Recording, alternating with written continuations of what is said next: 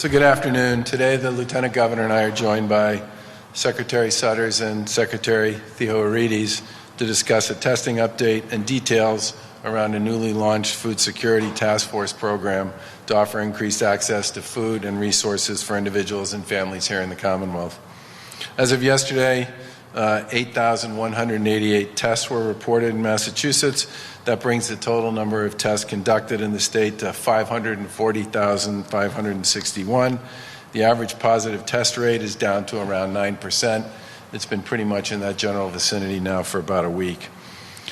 2,179 people are hospitalized for COVID-19. This represents a significant decrease over the course of the past 2 or 3 weeks. With phase one on the reopening now underway and more sectors in our economy slowly reopening, this data indicates that we are trending in the right direction.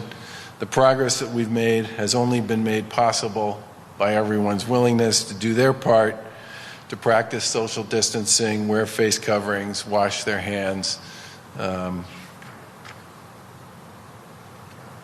play with purpose on this one. We all have a responsibility to continue doing these things. The science on this is pretty clear. These things done together are highly effective. And this is how we will continue to fight the virus and at the same time reopen responsibly. Workers on the front line are still using up PPE, and we're working hard to get more into the hands of healthcare workers and law enforcement officers throughout the state. Over the weekend, the total amount of PPE we've delivered rose to over 12 million pieces so far, including masks, gowns, gloves, and ventilators. To help businesses and other organizations reopen, we also launched a listing of places they can buy things like face coverings, hand sanitizers, and gowns. Coveralls as well.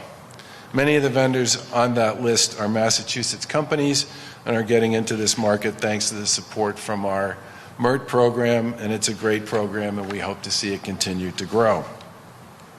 I do want to say that we've had daily conversations with the healthcare community and the hospitals across the state, and we've talked a lot about preparing for and dealing with the surge, which is now something that, thanks to a lot of work by a lot of people, is behind us, and as a result of that, many of the field hospitals that we set up around the state to add beds and reduce strain on hospitals have begun to close. We've had many conversations with Boston Mayor Marty Walsh and his team, and with the Mass General and the Brigham and Women's Hospital and Boston Healthcare for the Homeless and Boston Medical Center about the 1,000-bed Boston Field Hospital, Boston Hope, that we stood up at the Boston Convention Center on April 10th. In the past several weeks, Boston Hope has treated more than 700 COVID-19 patients on the hospital side and has also served as a respite site for homeless and housing insecure folks on the other side. And we're grateful for the partnership and coordination that went to standing up this facility, and are especially thankful for the many folks who worked to take care of the folks on both sides of that operation. Today, in partnership with the mayor and the city of Boston and with Mass General Brigham, Boston Hope has announced that it will suspend the acceptance of new admissions as treating patients at this alternative site is no longer necessary. However, the facility will remain in place until all existing patients are safely discharged, and the beds there will be available at the facility throughout the summer should we need it. I also want to thank the men and women of the Mass National Guard for all they did in stepping up and helping us establish Boston Hope at the BCEC in the first place.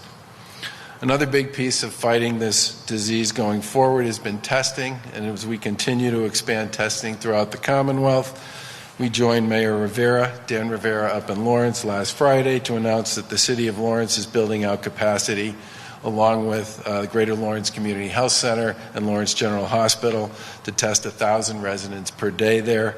Greater access to viral testing helps us and them better understand infection rates and who is infected with COVID-19 so that we can help those that have been affected self-isolate and be supportive of them and to stop the spread, and also reach out to and help their close contacts.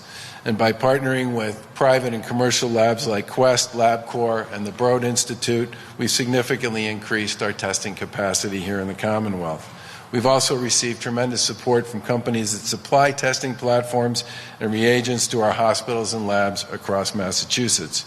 Hologic, which is a Massachusetts-based medical technology company, which is located in Marlborough, is supporting the Lawrence Initiative by shipping 15,000 tests to Lawrence General Hospital. This will allow Lawrence General Hospital to process tests on site, providing quicker turnaround time so patients know if they're positive for the virus or not sooner. Statewide, we currently have the capacity to test around 30,000 people per day. We've established a growing network of over 260 testing sites statewide, and we remain a top 5 player in per capita testing across the country, and we plan to do more.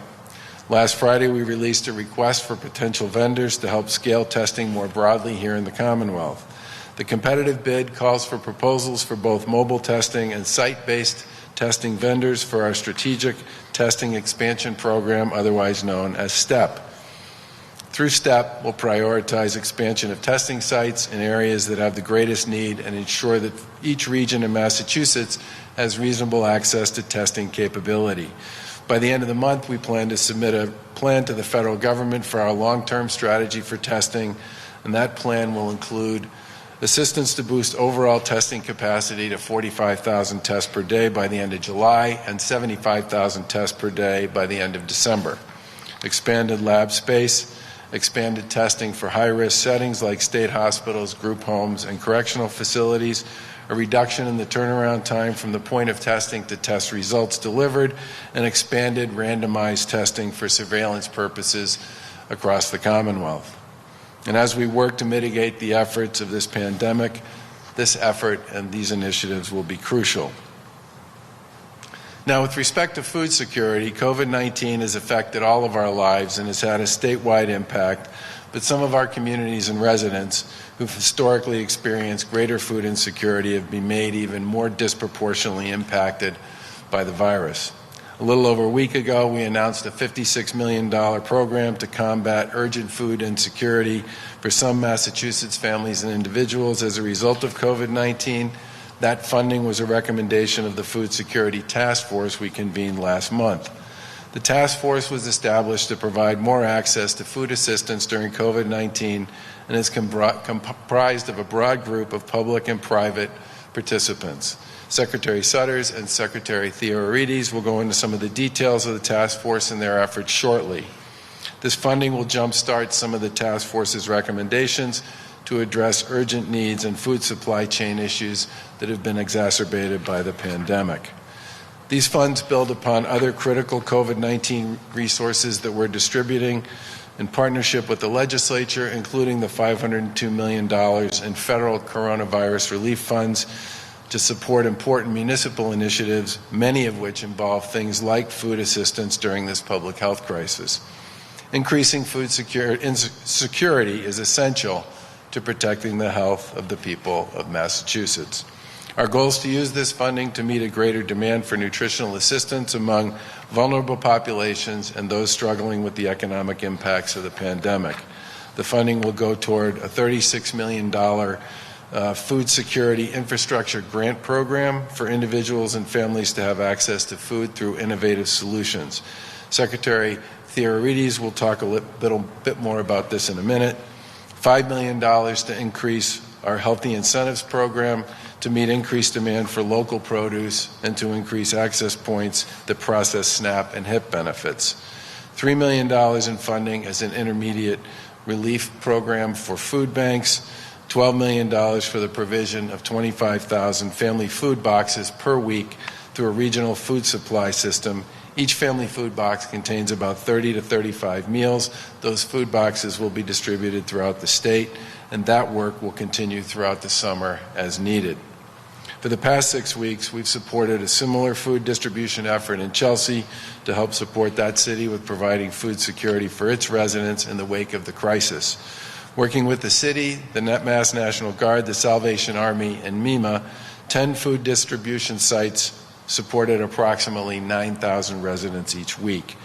The ongoing crisis has also highlighted the importance of reinforcing Massachusetts' local food supply chain and this investment will provide needed capital to the farmers, fishermen, food banks, and distributors that are helping the Commonwealth respond to this unprecedented public health emergency.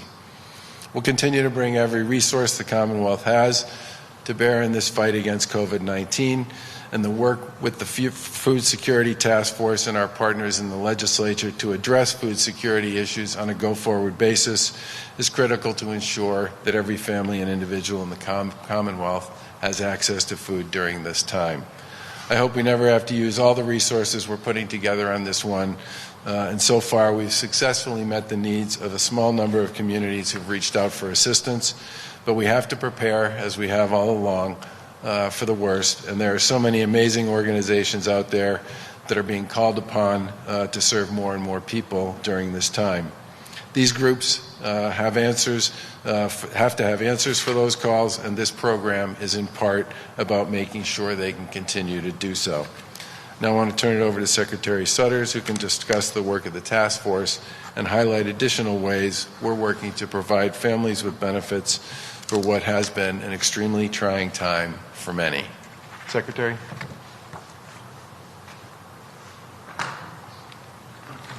Thank you, Governor, Lieutenant Governor, Secretary Theorides. Good afternoon, everyone.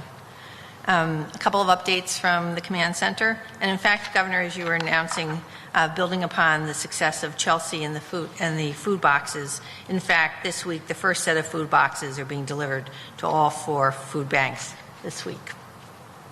As you heard, the economic impact of COVID-19 has reached all corners of the Commonwealth and heightened food insecurity among many communities and vulnerable populations. Long-standing food assistance programs, including the Supplemental Nutrition Assistance Program, otherwise known as SNAP, and Women, Infant, and Children's Program, the WIC program, have been experiencing significant increases in applications. In addition, community-based food banks were experiencing skyrocketing demand, and local grocers and farmers were struggling to meet the needs of consumers. Recognizing the need to act, in late April, the COVID-19 Command Center convened a food security task force representing public agencies, the legislature, and private partners. The work of the task force is built on Massachusetts' long-standing initiatives to increase access to food, including establishing emergency food distribution sites and school meal sites for food distribution. We implemented the pandemic EBT to provide food to 500,000 youth who usually receive free or reduced price lunch, and distributed additional SNAP benefits to households. We requested online EBT purchasing approval from the federal government and streamlined the food benefit food administration program administration. The task force recommendations had 4 key actionable categories. In fact, we saw this as a bridge. Develop and implement an emergency food program, fortify the food bank system, maximize every federal resource, and reinforce and redeploy the food system infrastructure. I'm deeply appreciative of the task force's practical recommendations so that we could start meeting residents' immediate needs and work towards longer-term solutions. As I said, I'm pleased to announce that building upon the success we had in Chelsea with food boxes, that the first set of food boxes are being delivered to all 4 food banks. The work of the Food Security Task Force continues as a private-public partnership chaired by Energy and Environmental Affairs Secretary Kathleen Theorides, Department of Transitional Assistance Commissioner Amy Kershaw, and Jill Shaw, the president of the Shaw Family Foundation. On a parallel track, the Commonwealth's efforts to deliver food benefits have been operating with flexibility to ensure that eligible families and individuals receive these benefits, to many a lifeline to nutritious meals. One such flexibility that we pursued and were recently granted was for participation in a pilot that allows SNAP EBT purchases through approved online retailers. As you know, federal SNAP rules generally prohibit online purchases with an EBT card. Now that the approval has been received, we're working rapidly with the state's EBT vendor and the 2 retailers who have been approved to participate in the federal pilot program, which are Walmart and Amazon, to start operations hopefully by the end of this week. Additionally, we are implementing a special food benefit for children called Pandemic EBT, or PEBT, which, as I said, delivers to the household of 500,000 children who received free and reduced price schools across the Commonwealth. The benefit provides direct financial assistance to purchase healthy foods for families with children who would have otherwise received free and reduced price meals, if not for school closures. These payments supplement the more than 1,500 district grab-and-go meals that are available throughout the Commonwealth. Households receive $5.70 per child per school day for the duration of school closures. It represents about $28.50 a week. This brings also about $200 million into the Commonwealth's economy, supporting our local grocery stores, corner stores, and their employees. Existing DTA client households with eligible children actually began receiving PEBT earlier, and new households will be mailed a unique benefit card this coming week. More than 263,000 households have received the benefits since last Wednesday. A big part of the work is to make sure that eligible families know about the benefit and how to use it. A partnership of the Shaw Foundation, DTA, and Project Bread launched the masspEBT.org to get the word out. Late last week, we launched a series of PSAs featuring the First Lady, Lauren Baker, and Wally the Green Monster to raise awareness of the food benefit. We needed Wally to do something. Customer support for PEBT participants is provided by Project Bread.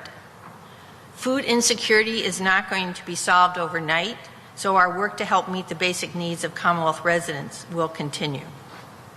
Before I turn it over to my colleague, just want to remind individuals that tomorrow in the press, that tomorrow we'll be providing additional information about nursing homes.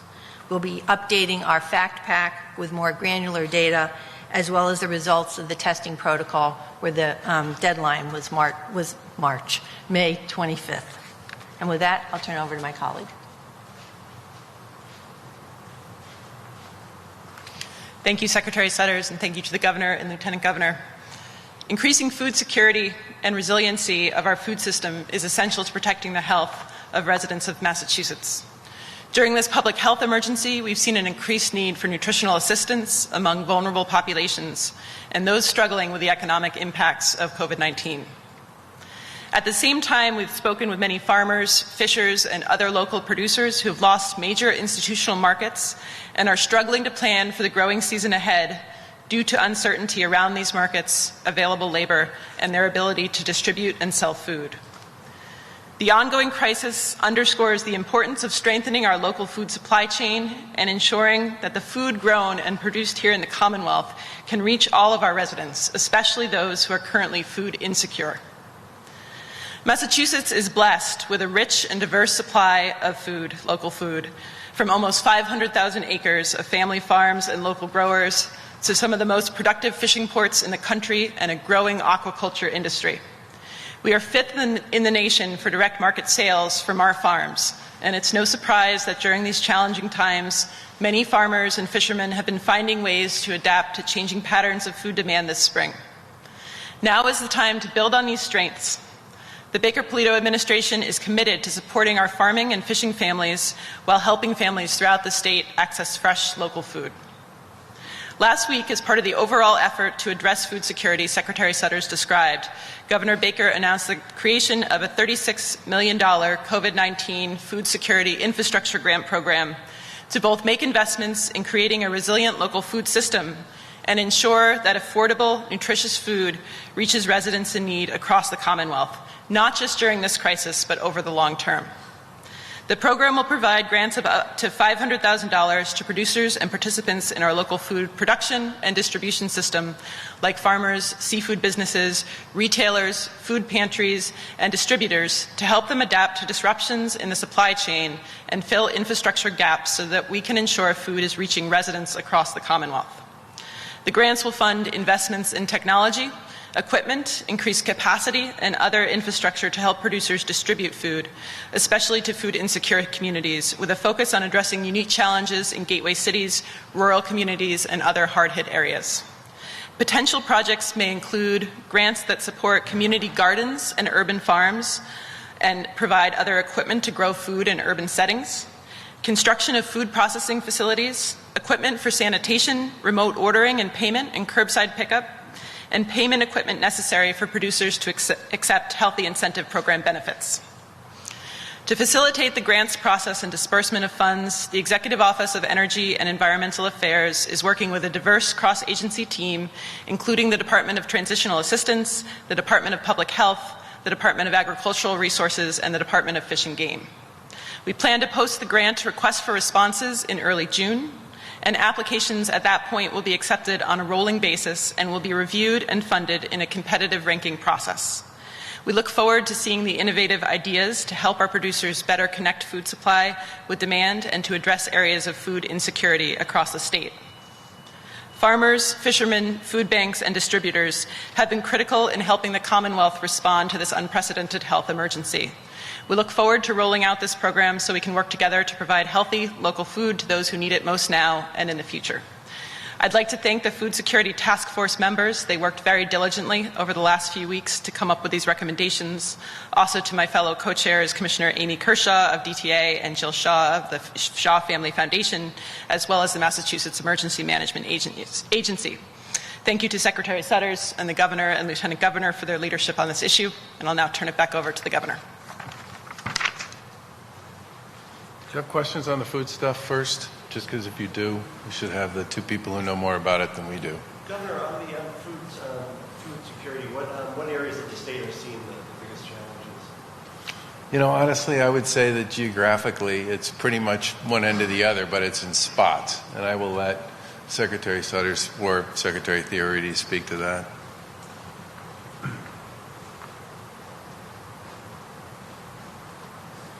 So you see it, of course we see it in gateway cities, but you actually do see it throughout the Commonwealth in pockets. Obviously there are parts of central to western Mass, but in particular we see it through the gateway cities.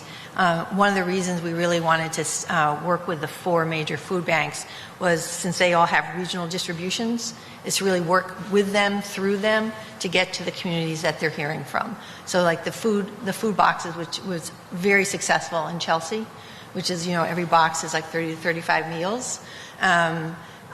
Those go out to the 4 major food banks, and then they distribute it out through the regionals. It's a very efficient way for them to be very connected to the local municipalities who have the need.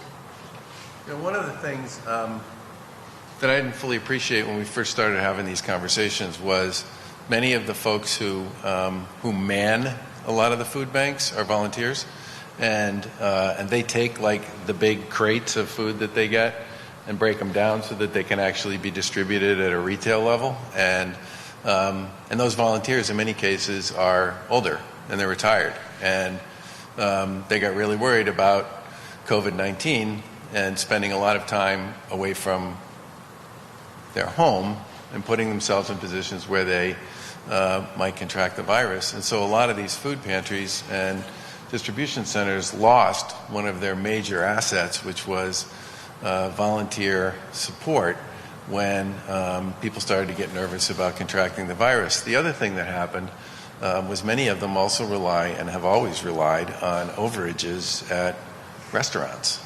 Well, guess what? We pretty much, for a variety of reasons associated with COVID, shut down the restaurant industry, which took away a major source of supply for them. And it's not a secret that we've had issues nationally with respect to our food supply and our food chain generally. And the more we can do to pump up the volume on our local suppliers and our local farmers, the more likely we are to create a robust system that can work its way through some of this difficulty. As far as the $36 million fund, it strikes me there would be a lag time to get, find out what the producers need. And can this be done quickly enough and efficiently enough to help the people who are going hungry at this point? Yeah, that's what you answer. Yeah. I will let my colleague talk about the $36 million, but there are other pieces to the full package that we put out, which was worth about $56 million. $52 million. So one are the food boxes. That's immediate. So that's like immediate in families' hands and like. The other is an increase to the HIP program, which increases EBT cards if you use them at farmers markets. Again, that's like quick in your pocket out the door. And then the $36 million, which I'll let, she has the great opportunity to work with a number of fishers, urban farmers, and the like to really then build up an infrastructure. So if you think about out of the box is the food boxes, and then increasing the HIP for individuals to be able to use farmers markets, and then the really innovative bridge work is through the $36 million, which I'll turn over. You should also mention the pandemic EBT is already All right, and I only said it twice today. And the pandemic EBT card is obviously money directly in families' pockets to buy food for their families. Secretary, can you elaborate on the online EBT waiver from the feds? How heavy a lift was that for them to do that? I mean, I doubt they wanted to do that at the federal level, did they? The federal government on both the PEBT and flexibilities, giving states flexibility, has actually been, both on mass health and for DTA, has actually been fairly easy. I mean, not easy, but facile to get through. And it was a pretty clear template for you to apply for. So it was not, it's a pilot, it's only 2, right? It's only Walmart and Amazon. Now that's big. And I think the fact that the federal government understood that states need flexibility, and individuals who are disabled and the like, the difficulty in shopping. So we pressed hard for it, got it, and the other good news was we use a third-party vendor as the connection for us, called Conduit, for our EBT cards, and we're testing it. We got approval, I think, last week. We're testing it now and hoping to go live on Friday. So it was, it's only as good as the pandemic, though. So these are the kinds of flexibilities I think we would like to see if it works well, the pilot works well, is the kind of thing we would want, sort of a longer-term waiver with the federal government. I thought that was supposed to take months, though. Wasn't that the estimate before? What changed? Yeah, so we, as there are 2 national vendors, then the vendor we have, so the other national vendor was approved first. And so we've been sort of watching what the issues were, so not just waiting for approval, but seeing what the other states' experiences were and getting it set up. So the minute we got the approval, we sort of worked with our vendor to start getting the capacity ready for tests. So we've been on an accelerated testing process through the 28th in order for us to really, we're hoping to go live on Friday. Yeah. Secretary Sudders, regarding the PEBT program, 2 questions. One, can you repeat what the 200,000 figure was? Was that related to PEBT? And then also, when you first announced this, you suggested or projected that this could generate more than $100 million into the Massachusetts economy while, helping families in need. Does that still sound right, or what is your read on the bigger picture, the economic impact right now? Sure. So the pandemic EBT is to provide food to 500,000 youth, and they're served 2 sets of families. So families who have had EBT, so they know how EBT works and the like, and then families who've become newly eligible as a result of becoming unemployed and the like. And that's sort of 230,000 family. And the numbers that I have from my staff, so I will tell you that I don't go deep into the detail of the money, but my staff actually reporting now is that they believe that it will bring $200 million. So initially we thought it'd be $100 million. We're thinking now it's about $200 million into the Commonwealth's economy. And again, it's $5.70 per child per school day for the duration of school closures. And it's about $28.50 a family. So it's real. And to go to your question, it's like real in people's pockets now. Yes, sir. Although I'm still a little... presumptive eligibility to FEMA too, which made that universal. Well, I'll let you. So one of the other elements of this that the feds were helpful on was granting a number of states, including Massachusetts, presumptive eligibility for access to a lot of the food that was made available under the emergency declaration through FEMA, which gets federally reimbursed at 100% with that presumptive eligibility, and that was a big deal too. And they turned that around in about a week. They've been pretty good on some of this stuff. So can I ask, that sounds to me like something that producers are going to get as opposed, I mean, that's for farmers, for fisheries, for people like that. How quickly can that be, how quickly can they get that money to do what, and to do what with it? The 36 million? 36 Yeah, you should speak to that, Secretary. So it's a good question, and to a certain extent the timing is on our side a little bit here because it's not the harvest season yet. And so some of this is getting things in place like cold storage for fishermen so they can store fish, sell them off their boat, be more flexible in terms of the direct to market saleability of products. I think the other thing is with this resiliency fund, we're looking to help right now in this current crisis, but also to scale beyond this, so that we're looking at investments that will help now, but will also help build a really resilient food system through the future. But I do think the projects that are going to be scoring well in this grant process will help now and will help in the longer term as well. Are they grants or loans? They're grants. They're grants. Governor, I have a question about restaurants and roles on that. Okay. As you consider when to reopen, are you looking or considering outside dining only, or is it possible to do indoor and outdoor, first time they're allowed to reopen? So there's a lot of conversation going on between the task force that the Lieutenant Governor set up on restaurants and tourism and accommodations and the folks at Public Health. And it's not just inside Massachusetts. They're also talking to people in other states. I mean, one of the benefits, to the extent you can call this a benefit, about being a little bit behind some of the other states that weren't hit so hard by COVID-19 is they are starting to have experiences with some of these reopening initiatives, including stuff around restaurants, and we're able to talk to them about their experiences and what they've learned from it and make adjustments to our own stuff. And the other thing they've been doing is talking a lot with our colleagues in local government, because restaurants in particular are one of those things that has a lot of local oversight. That's not just a state issue. Governor, can you tell us, were state leaders made aware of this situation early after Holyoke was over zone? And did state leaders provide guidance?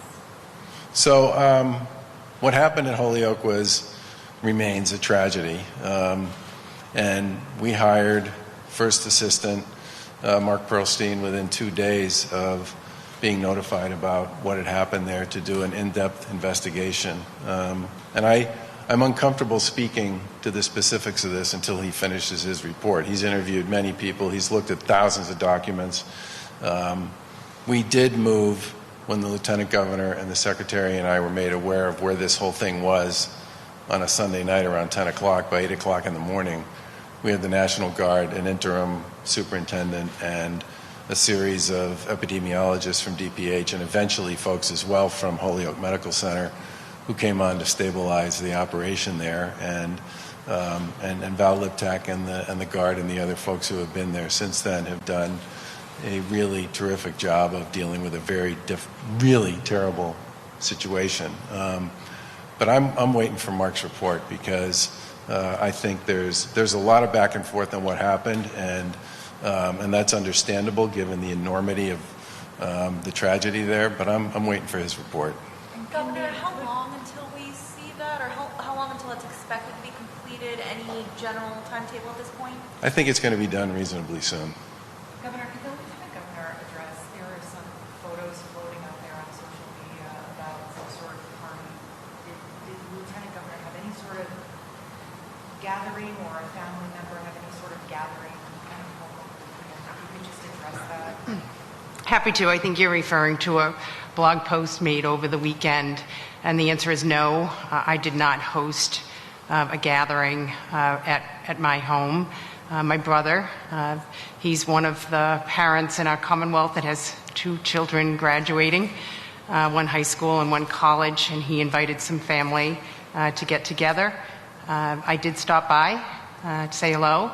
It was an outdoor gathering. When I was there, it was spread apart, social distancing, which is allowed under the governor's order and with the social guidance that we've issued. And I would just say that this is going to happen when people want to get together, and as the weather improves, it's a natural thing to want to do, and should be done in a manner where people come together, practice social distancing, and keep it small, which is what happened with my brother's family.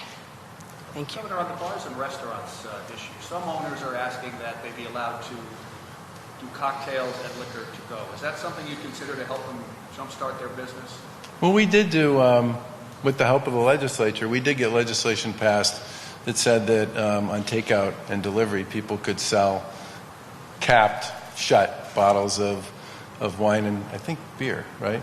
I guess they want to go a step further than that. Well, anything beyond that would require legislation. And I don't think there's anything pending on that at this point. Can I ask you, sir, about the barber shops opening up this weekend? We've done some of the retail drop-off stuff. How do you think it's going? So, for the record, Jonathan was the first person to ever ask me about barbershops and hair salons. I remember. Still don't have a haircut. And you look great. Are there any issues so far with the reopening, do you think? Well, I can tell you this, that the vast majority of the feedback, and it's a big community. I mean, there's 41,000 licensed barbers and hairstylists in Massachusetts.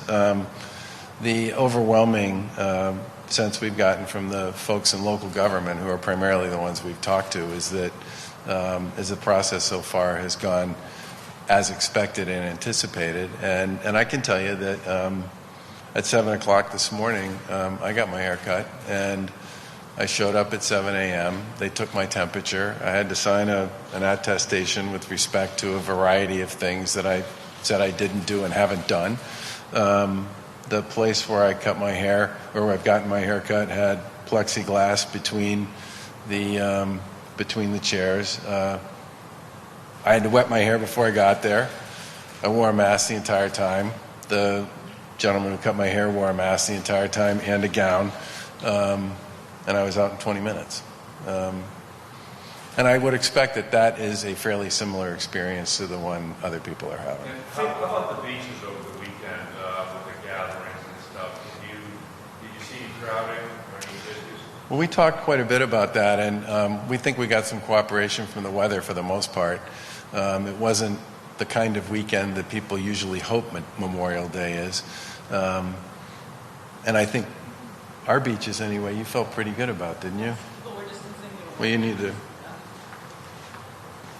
I think we saw good cooperation from beachgoers this weekend. People were wearing masks where social distancing wasn't possible. They were staying spread out along the beach. I was in Revere on Friday, and that was a bright, sunny, beautiful Friday of Memorial Day weekend. And you could see on the sidewalks people were distancing, people were spread out along the beach. And the mayor reported, usually the Friday before Memorial Day is very busy, but this was a much more controlled, small crowd on Friday. So we appreciate all of the cooperation we've gotten from beachgoers and parkgoers across the state. And the parking lots are all open now on all the state beaches? We are opening DCR parking lots in consultation with the municipalities. So in the city of Boston and the city of Revere, we are not opening parking because the crowd volume has a tendency to get high there. But at many of our other beaches, we have reopened parking. But it is very important that it's a state and municipally driven discussion about what we're doing with parking. Phase one in general, are there any tweaks that you are foreseeing? And then how are we on target for phase two? Well, obviously, the big issue with respect to moving from phase one to phase two, or from phase two to phase three, is pretty consistent here in Massachusetts with the way they're doing it in most places, which is it's going to be based on the scoreboard, the data that we look at each day with respect to testing results and hospitalization rates and healthcare capacity and sort of the main elements of how we doing and what's going on. And that data, obviously, we report every day, and everybody can see it on the fact pack that gets put out by the command center. But that's really going to, in many respects, drive a lot of the decision making around when you move from one phase to another. As we said in the reopening report, and I think as a lot of other states have said, the other thing I would say is that these folks are still working on industry protocols. And as they develop protocols, they're going to make them available so that people have time, if they're in phase 2 or they're in phase 3, to review those protocols and figure out how they would comply with them by the time we got to phase 2 or phase 3. Because they do want to give people lead time to take a look at that stuff. Governor, feeling good right now about the transition? You feeling good? Some states have seen a bit of an increase since reopening. What's the plan to, if you do see those numbers start to go up, first of all, is the testing and tracing program here up to snuff enough to capture that and to be able to contain any sort of spikes? Well, I think one of the reasons we went down the road of creating a tracing program in the first place was so that we would be able to reach out pretty quickly to people who tested positive and to their close contacts. And I don't remember the numbers at this point. I think they've reached out to more than 30,000 people who've tested positive. I think they've connected to something like 2/3 of those folks and then to about half of their close contacts. And have referred people for services and are providing support for folks who are in isolation.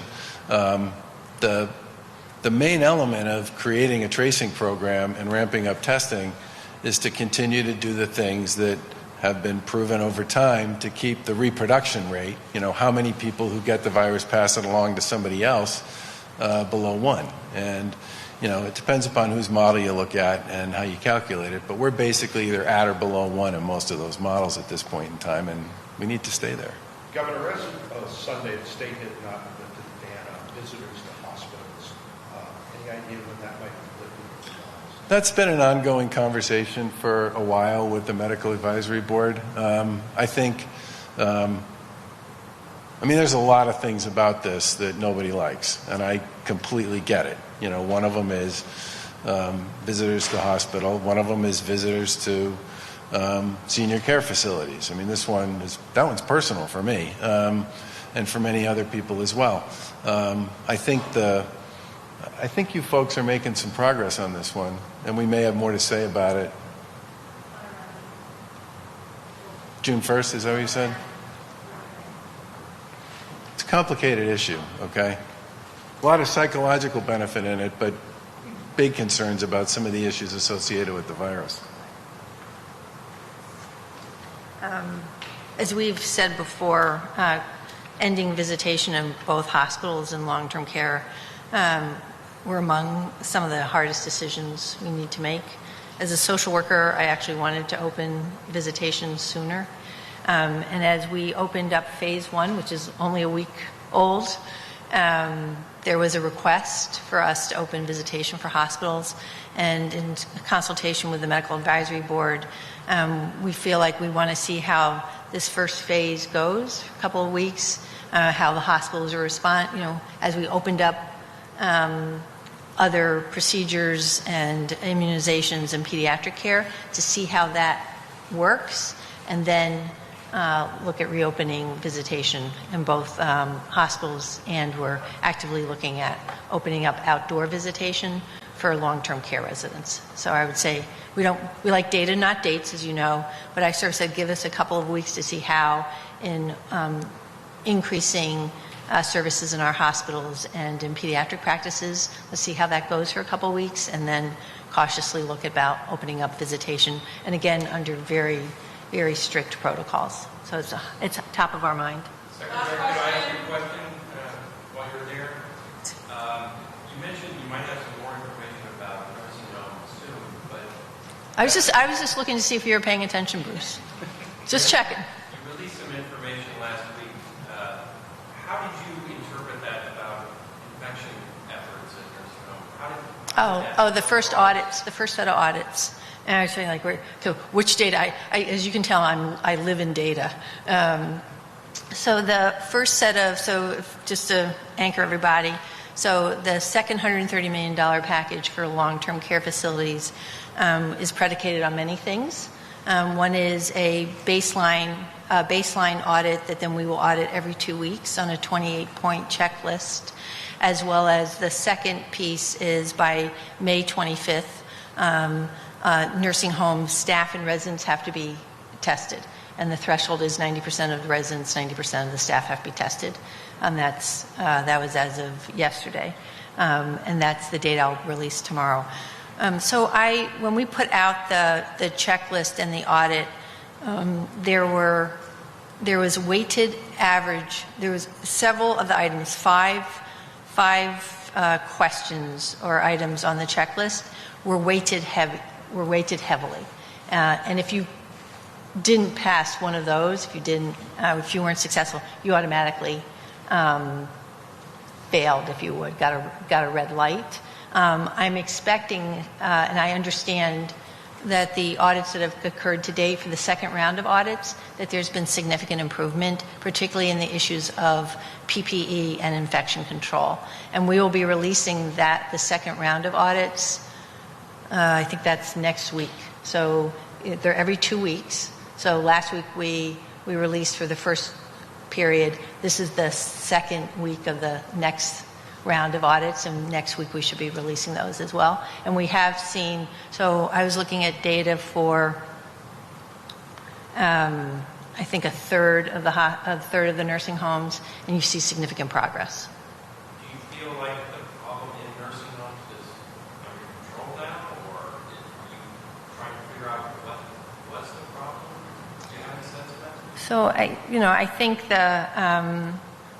I feel that the process we have put in place with the nursing homes and the nursing home industry around the issues of infection control, PPE, staffing remains a challenge in nursing homes. It existed before the pandemic and certainly during the pandemic if people test or are close contacts and then are out for 14 days.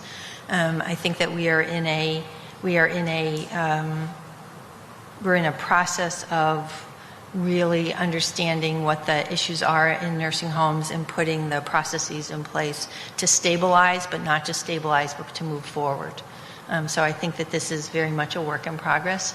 I feel that making the information public is very important to whatever the reforms are that we need to have for our long-term care community and to keep patients safe,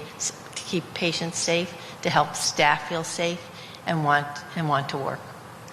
Governor, the menthol cigarette ban goes into effect on Monday. Things are a lot different from when you signed that bill as far as the black market and travel to other states where they are available, not to mention just the health impact there and everything. And tax revenue, also a very different picture. Any new thoughts, or should that go into effect June 1st the way it's law? Oh, I think it should go into effect. It was a public health issue at the time, and it was particularly important to a number of folks in the public health community and to the Black and Latino Legislative Caucus and the leadership, and we supported it and we signed it, and we want to see it go into effect. Thank you. Did you know Donna Marcio? I met her my wife is on the board of the Red Cross and has been for years, and we got to know Donna, who is basically a head of national partnerships for the Red Cross, and she. First of all, she was really, really good at what she did. And secondly, she was one of those people who, like many of what I would call the folks who really invest, not just in the Red Cross as a job, but as the Red Cross as a mission, she was thoroughly invested in a big way and was constantly called upon to be in very difficult places and very tough circumstances, and to represent the Red Cross and its work in, hurricanes and disasters and tragedies of one kind or another, and all the way from single household or apartment building fires to mass shootings at different places around the country, and she did it all with an enormous amount of grace and empathy, and it's. Look, you hate to see anybody die of a disease or an illness, whatever it is, at the age of 51. But